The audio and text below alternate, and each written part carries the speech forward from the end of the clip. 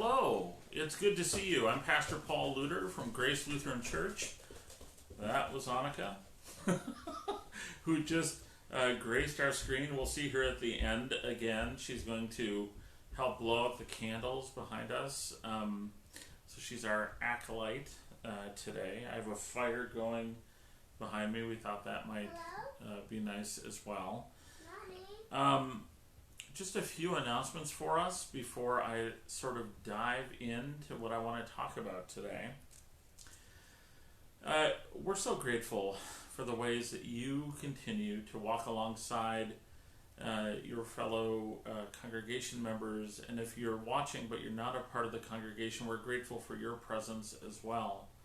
I invite those in the congregation to continue to support the ministry that we're doing, though we're working at distances from one another, and though we're social distancing and isolating for the sake of the neighbor, we are still doing ministry. And so we are grateful for the ways that you are supporting. Continue to send your offerings into the by way of the post office, and they'll hold on to it, and then we'll get it, or electronically. My understanding is the giving by way people who have signed up to give by way of electronics has gone up, and we're grateful for that. Those who haven't done it or who are curious about doing it, we have people who can help walk you through that. Also, if you are watching this and you are in need of really anything, help, support, an ear, somebody to run and get your groceries, or somebody to go get your prescriptions, or don't hesitate to let us know.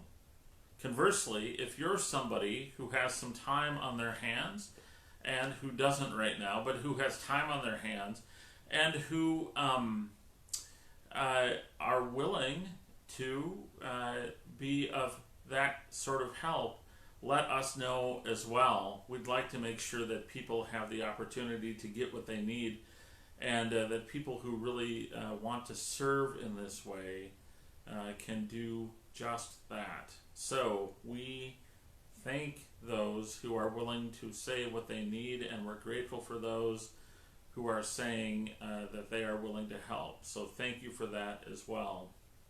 Today in Mora, my understanding from Facebook is that seniors are in high school are picking up their caps and gowns. We're not sure whether or when there will be a ceremony, as far as I know it. But what great emotion is going on today with all of that. So please keep seniors and their families in your prayers. Be with teachers and administrators in your prayers. Surround them all with the love of God, because today is one of those monumental days where that kind of love and support can mean so much. So thanks to those who are feeling like they can do that, and also for people who are in nursing homes and care facilities and assisted living and etc. Please keep them in your prayers. If you know people who are in need of contact, pick up your phone and call them. It is okay to do that. In a time like this, it's not about saying the right thing. It's about listening and about walking alongside one another in the midst of everything that everyone is going through these days. Today, I wanted to look at a few verses from the upcoming gospel lesson for this coming Sunday. And again, we will broadcast over Facebook Live and YouTube and over the radio, so please be aware of that. But I wanted to lift out a couple of verses today and to focus our thinking, or focus our hearts around a particular aspect of life together. So, in the beginning, we noted that the disciples were walking toward Emmaus, and Jesus showed up, but they did not recognize him. They had no idea that it was him. But now I wanted to look a little bit at the conversation that is happening between Jesus and the disciples. So from Luke 24. Jesus said to them, "What are you discussing with each other while you walk along the road?" They stood still, looking sad. Then one of them, whose name was Cleopas, answered, "Are you the only stranger in Jerusalem who does not know the things that have taken place there in these days?" He asked them, "What things?" They replied, "The things about Jesus of Nazareth, who was a prophet, mighty in deed and word before God and all the people, and how our chief priests and leaders handed him over to be condemned to death and crucified him. But we had hoped that he was the one to redeem Israel. Yes. And beside all this, it is now the third day since these things took place." I love this story. I love it for its honesty, for its authenticity, and I love that several things about this particular section in particular. First of all, that two are walking together along the road. We don't know who they were to one another, if they were husband and wife, and there's been a lot of conjecture about that because women weren't allowed to speak, unfortunately, in mixed company in that time. So we don't know if that was what was going on, or if they were just acquaintances, or if they were friends. But there was a relationship between them, and they were walking together, sharing their grief with one another, remembering all that had taken place. So they're grieving what has been, and though they had remembered the promise that the Messiah was going to be raised on the third day, they didn't recognize that was going to be who is right in front of them. But I want to talk about the two disciples for a moment. In the midst of grief, in the midst of sadness, in the midst of things that do not make any sense, in the midst of things that are joyous, in the midst of life itself, we have been given the gift of friendship. We have been given the gift of people who walk alongside of us to hear our stories and to tell their own. We have been given the gift of people who can hear us and know what's going on with us because they recognize not only our story, but also their story as well. It's quite something when when people become friends, how even if you hear the same stories over and over again, it's good because people are able to tell their story, and then the other friend is able not only to listen but also to actively sort of respond, so that there's this sense that there's this connection, that this story, whatever stories we're sharing, whatever experiences we have, serve something of an arc for us. They connect us. They help us to know that we're not alone. I've been thinking about that a lot because of the fact that we all cannot be in the room together. We can't be in the sanctuary together. We can't be in the Family Life Center. You can't go sit in the living room of your friend. You can't invite a friend over for a cup of coffee or a freshly made cinnamon roll. I know that one among us has said to one of our staff members that she's making a lot of treats. That my sense is that might be something she does normally, but that she has too many treats and doesn't know what she's going to do with them all, because she's used to not only making them but then giving them out. What an amazing gift that is. And so when Leah, our office, the person who manages the office, said this to me, I said, well, put my order in, because this person said that they made tapioca pudding. And I said, well, I like tapioca pudding. Leah laughed and said she'd let her know. So hello, Kathy. We are so grateful for the ways that people have walked alongside of us. But in this time, it can feel like there's not a way for us to connect, not a way for us to share what's going on with us. People think they need to tuck it all in, to be private, to hold it back. But really, how long can we do that? This story, one of the aspects, facets of this story, I think, is in this time is about how do we walk together in the midst of things that we have to share about our lives, and who are the people with whom we feel like we can reach out and talk to over this unending, ever unfolding experience of COVID-19. I'm particularly thinking too about people who feel isolated and alone in nursing homes and in care facilities. So if you know people who are in that situation, call them.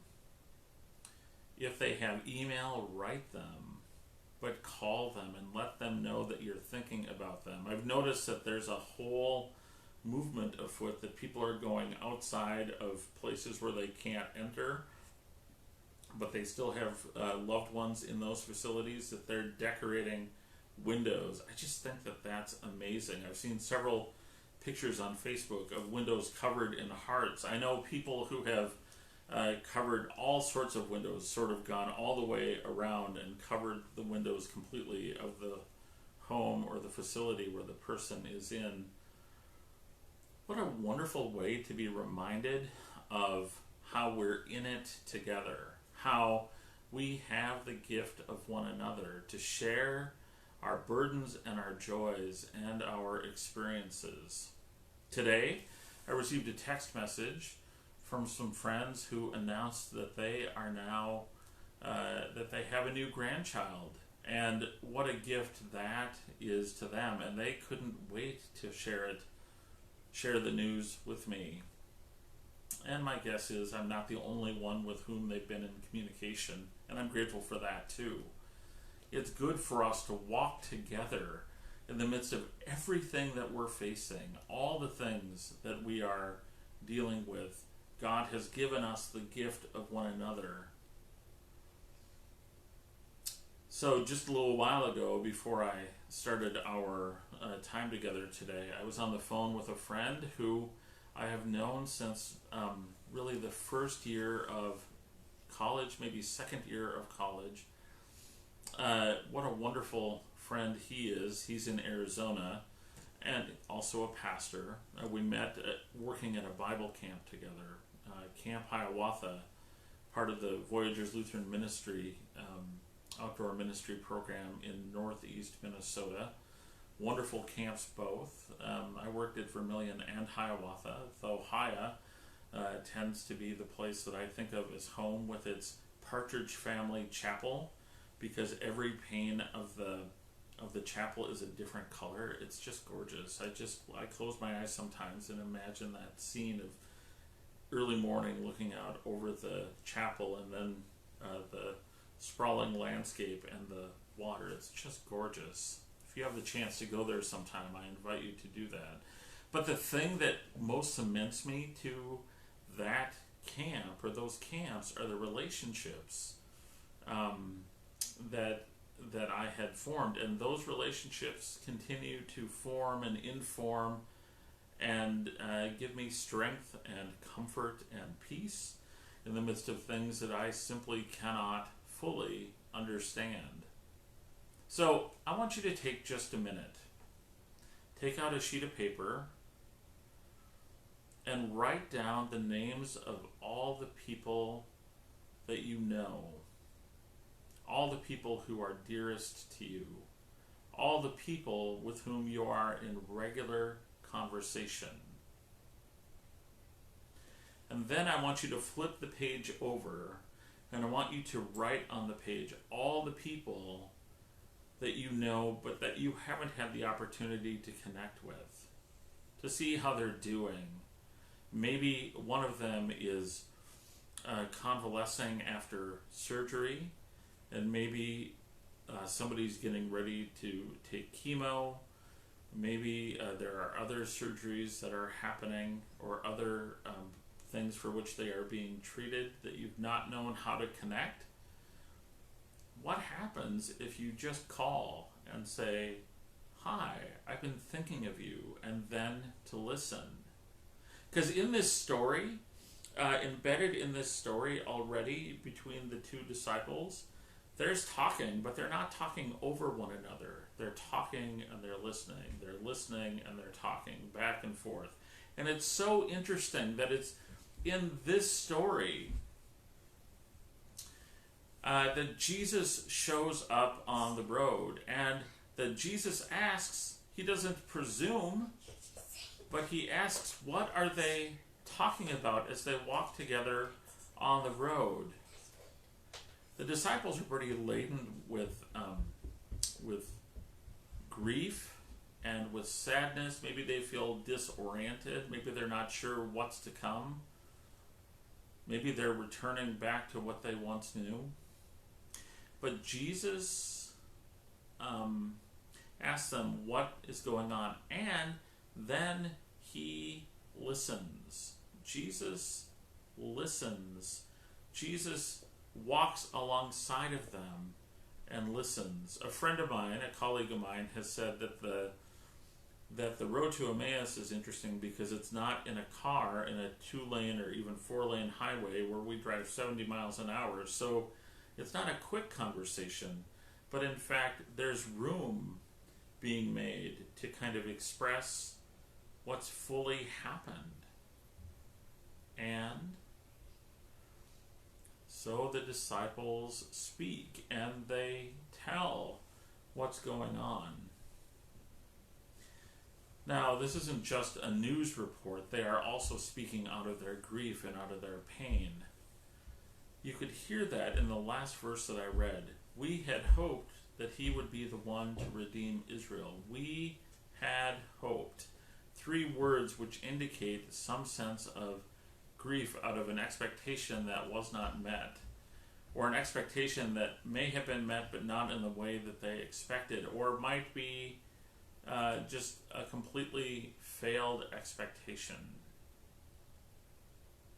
We carry a lot of expectations among us, and we carry a lot of hopes and a lot of wishes,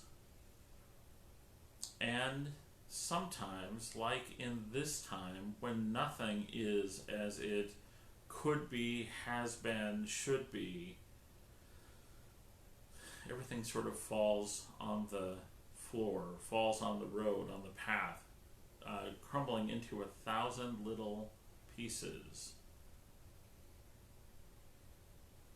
These 2 friends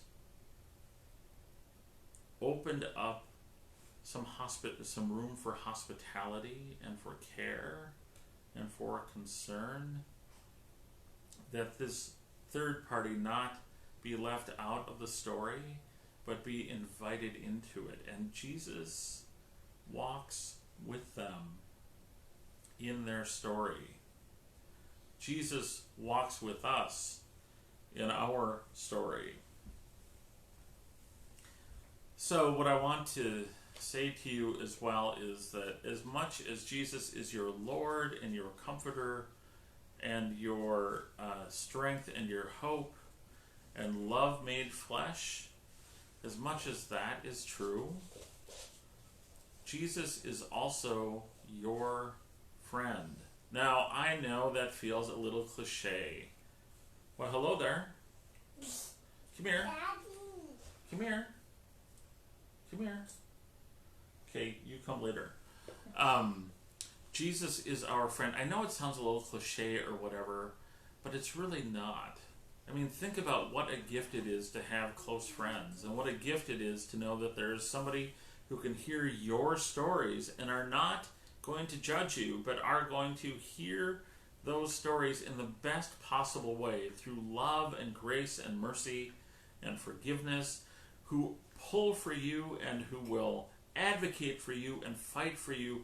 This is the kind of friend that Jesus is. Now, I'll admit to you that when I was in high school and I asked somebody out, more often than not, this is the response that I'd get. Oh, Paul, I love you, but only as a friend. And so I worried that were Jesus to come back while I was in high school, Jesus would say to me, oh, Paul, I love you, but only as a friend. But Jesus isn't fair weather like those people whom I asked out and who left me standing in parking lots and that sort of thing. And that happened more than just in high school. But it happened in high school for sure. Jesus is the kind of friend who is not fair weather, but who is with us in the struggle. Just think about that. Jesus is with you in the struggle.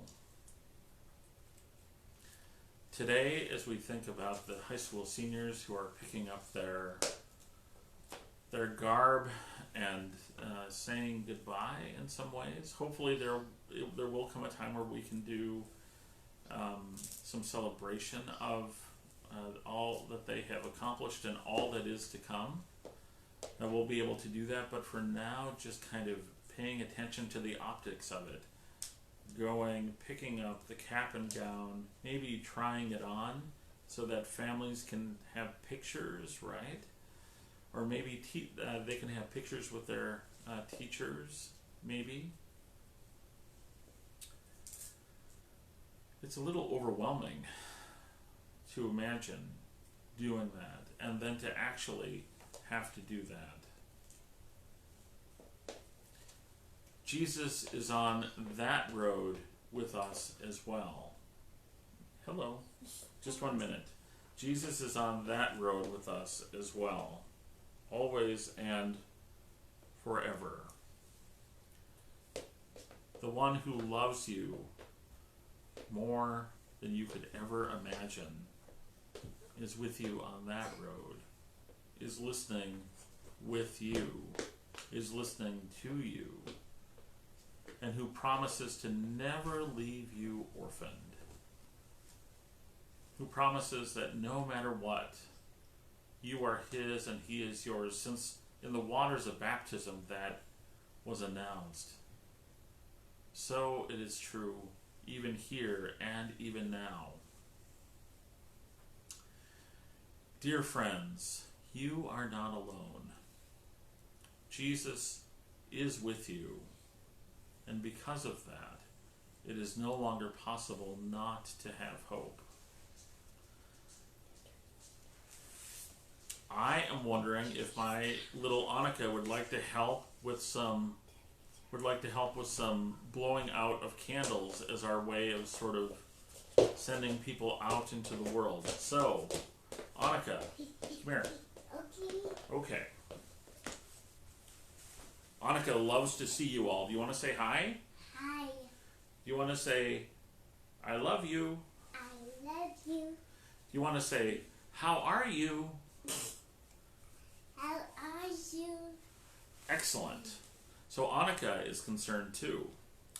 So, Annika is going to blow out these candles. 1, 2, 3. That was a big one. That was a big one. And 1, 2, 3.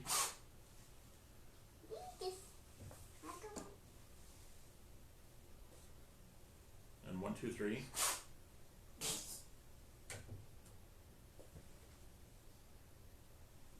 And 1, 2, 3. She got it.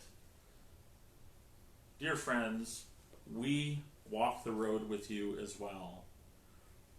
And together, we listen for God's voice, trusting that God is always and everywhere with us. God bless and keep you this day. We'll see you soon. Amen.